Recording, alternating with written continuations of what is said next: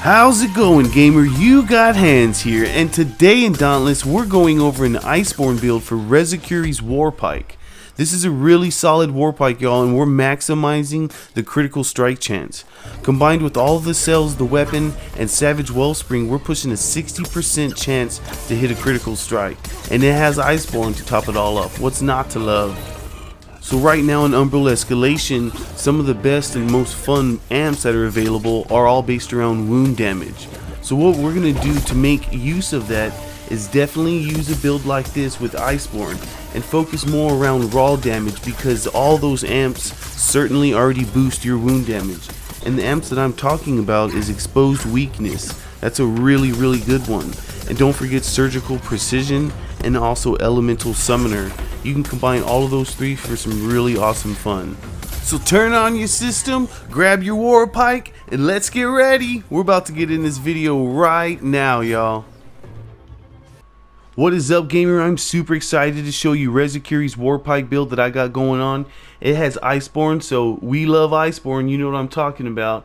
Umbral Escalation, a lot of the best amps in there are versed around wounding, so therefore I didn't want to make a build that boosts only wound damage, because the amps in the escalation already do that for you. So what we got going on in this build is a solid good Iceborne war pike build that has a 60% critical strike chance, and that is really dope. So let's hop into this. First, you're going to want to get the Spire of Dawn, which is Rezakiri's war pike.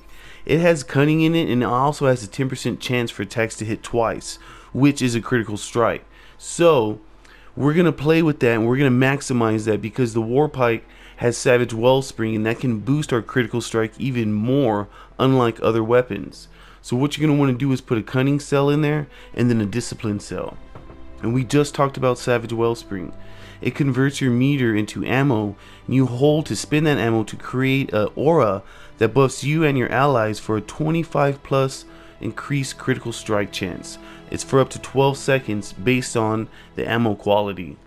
So for the mod, we're using Executioner Spearhead. Each time a behemoth is wounded, you gain plus 6% damage, and it stacks up to 10 times. So think about it, 2 behemoths running around and you're just going everywhere and wounding, you're going to be doing a lot more damage.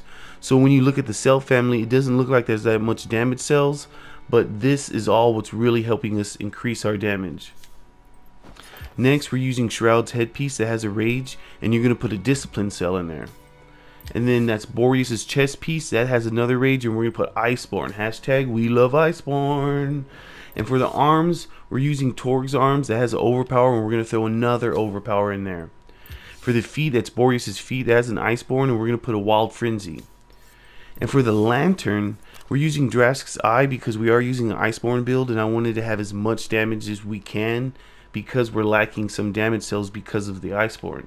So therefore we're using Drask's Eye, because the insta-tab gives you a 30% increased damage. And then Zeal is really nice because that increases the effectiveness of the Lantern tab, so that's going to give us even more damage. So what we're going to have is a really nice solid build that happens to have Iceborne, but we're going to be rocking some good damage and attack speed. And I tested this build and it works really good. As for the tonics, I would maybe suggest Stamina Tonic, because if you find yourself using too much stamina, this really helps, especially in escalation.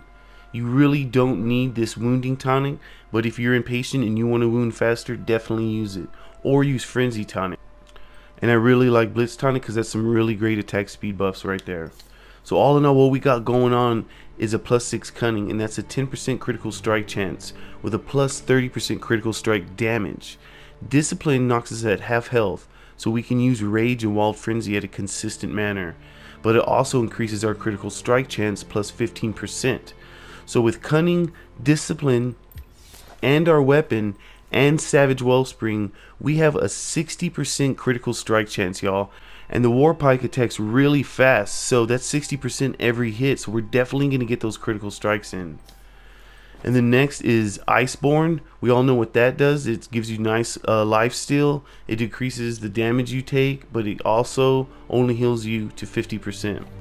Overpower, that's 60% damage versus staggered behemoths, and definitely they will be staggered, because we're going to be throwing down wounds, breaking parts, and they're going to just be following over.